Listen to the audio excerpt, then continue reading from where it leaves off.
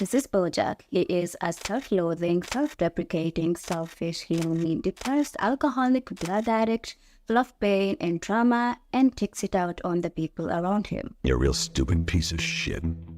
But I know I'm a piece of shit. That at least makes me better than all the pieces of shit who don't know they're pieces of shit. And this is Todd. Todd is a young, naive, no money, no job having pushover who lives with Bojack. Yes, they both have their faults. However, one of them has a lot of power, Bojack, and he uses that power to keep Todd below him. He's right, I'm pretty much worthless. See? You say something to someone enough times and eventually he internalizes it. Let's start with when they met. Bojack was throwing a Halloween party at his house and Todd, who had just turned 18, turned up. Later during the night, Bojack was on the balcony away from the party when he gets a call from his mother telling him his dad died. And if you have watched the show, you know his relationship with his dad is shite. He thought he would feel bad when his father died, but he feels nothing and kind of wonders if there's something wrong with him. You know, I always thought that when this happened, I would feel something. I don't know what, but something. But I don't feel anything. What's wrong with me? So he was kind of in a dissociated space. He goes back to the house, finding it empty with only one person there, Todd. He tells him the party is over, but he could stick around for a little bit. And then Bojack is like, you know what? Stay as long as you like. So they start living together, and Bojack treats Todd like filth. He's always insulting him, belittling him. He would make Todd sleep on the couch despite him having a guest room. And all the time, Bojack complains about Todd living off of his couch. I just thought you were a dumb freeloader who ate all my food and played video games all day. And never once had he told him to get out of his house. They aren't friends, they aren't family. If he's so sick and tired of this young man freeloading, why wouldn't he just kick him out? It's cause Bojack doesn't have any friends. But do you let him stay here because you're kind or just because you're terrified of being alone? That is insane. I would love to be alone. And anyone that has had any relationship with him, he's always sabotaged that relationship. And remember, he is self-loathing and self-deprecating. He constantly talks negatively about himself and, like the Hollywood star stereotype, fills his days with drugs, alcohol, sex, and meaningless parties with people he doesn't know. He believes he is not a good person, and anyone who sticks around long enough will see him for what he really is. I need you to tell me that I'm a good person. I know that I can be selfish and narcissistic and self-destructive, but underneath all that, deep down, I'm a good person, and I need you to tell me that I'm good. And so he will keep his relationship as shallow as possible to protect himself. And that's where Todd comes in. He's kind of the opposite of Bojack. He is lively, he's carefree, he makes friends easily, he sees the good in people, he's more trusting, he's not an angry person, he's forgiving. Todd is 18 years old, so he still has a hopeful outlook on the world, which makes him naive. He even calls Bojack his best friend, even though he treats him like crap. It's the responsibility of little guys like you to be looking out for big shots like me. At this point, Bojack is old. He looks at this 18-year-old young man who doesn't know any better, and he uses him to make himself feel better. I would say these two have a parasitic relationship, and from the first glance, you would think Todd is the parasite because he is a freeloader. Or maybe you're the third kind of person whose only function is to drain the energy and life force from his host organism. But then as the show progresses, you see Bojack as the parasite. He keeps Todd around to feed his loneliness and his ego because he doesn't have any meaningful relationships, and thinks this young boy is too dumb to see who he really is, and maybe that's the closest he'll ever get to having a friend. But at the same time, he treats Todd like shit, so Todd would have a reason to leave. And then he would continue this narrative of, oh, no one ever sticks around, everyone will always leave me, you can't depend on anyone, which is a very cruel lesson that he got from his father. You can't depend on anyone. Sooner or later, you need to learn that no one else is going to take care of you. What's even worse is that when Todd was trying to better his life, Bojack sabotaged him. So Todd had a rock opera that he was excited for, and Bojack offered to help him with it. He performs it in front of people, and this one guy invites him to perform at his theater. And Todd is so excited, finally he's going to do something meaningful and productive with his life. But Bojack overhears that potential investors were coming to see Todd perform, so he panics. And you know what he did? Let me tell you. So a while back, Todd confesses to him that he had an addiction, a video game addiction, and it ruined him. But he got over it and swore to stay away from it. You should have seen me in high school. There was this one game, Decapathon. That game basically destroyed my life. I flunked out of school. My girlfriend left me. I didn't stop playing until my mom threw me out of the house. That's when I first realized, I'm a total screw-up. Bojack went ahead and bought that specific video game, had an actress to get Todd to buy the video game, and sure enough, Todd couldn't resist. And Bojack, being the helpful friend he is like, "Oh no, don't play the game, you'll relapse. Please think about your future." Todd, this is no time for a relapse. Look, okay, I'll buy it now, but I won't play it till after I've written the new song. Todd, this is a bad idea. Fucking snake.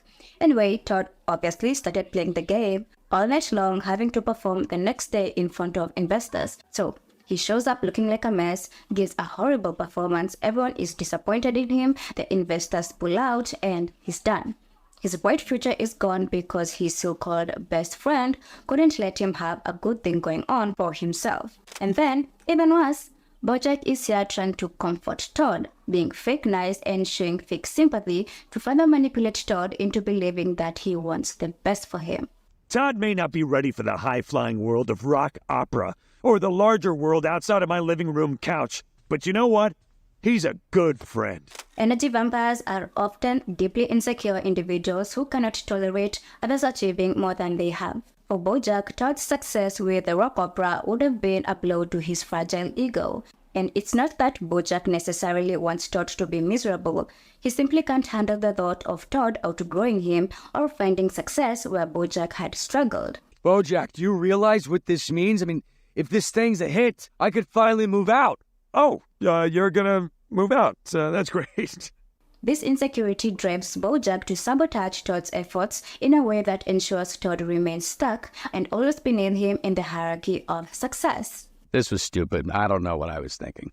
Well, guess I'll give up forever. That's the spirit. This rock opera was not just a career opportunity, it was a symbol of progress, growth, and potential. However, Bojack, who is supposed to be Todd's friend, could not handle the idea of Todd succeeding. Imagine if the Holocaust happened every 4 years like the Olympics. I would rather that happen than your rock opera. He preys on Todd's weakness in a manipulative way. Bojack's purchase of the very video game that Todd had been addicted to shows that he understands how vulnerable Todd is. He knows exactly how to sabotage Todd in a way that will appear coincidental, allowing Bojack to maintain this facade of a caring friend. Ah, that damn video game. This type of energy vampire thrives on psychological manipulation. Bojack's actions illustrate a key characteristic of energy vampires. They're not just content with watching someone fail. They are the ones orchestrating that failure while pretending to be your ally. Bojack's fake sympathy and support during Todd's downfall are the prime examples of emotional manipulation. By positioning himself as the friend who is there to comfort Todd after the failure he helped create, Bojack deepens Todd's reliance on him. This dynamic ensures that Todd's self-esteem remains shattered, making it harder for him to recognize Bojack's toxic influence. No, it's not the video game's fault. I blew it.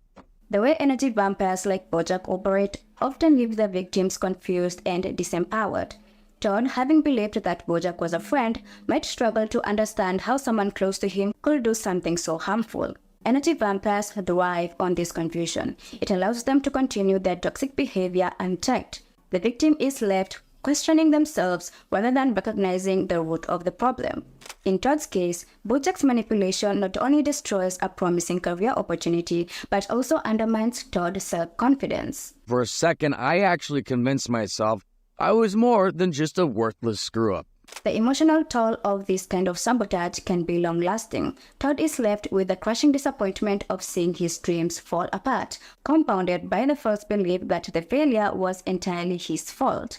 This belief is reinforced by Bojack's fake concern, further cementing Todd's self-doubt. I don't have a job. I don't have any prospects. Victims of energy vampires like Todd often find themselves trapped in a cycle of failure, self-blame, and emotional dependency. The energy vampire's goal is not to just sabotage a single event, but to keep the victim in a state of low self-esteem, where they are most likely to rely on the very person who is causing their downfall. Todd, in his disappointment and confusion, is likely to turn to Bojack for comfort, but realizing that Bojack is the root cause of his failure. From now on, you can keep all your stuff in the living room closet. Thanks, Bojack, for everything.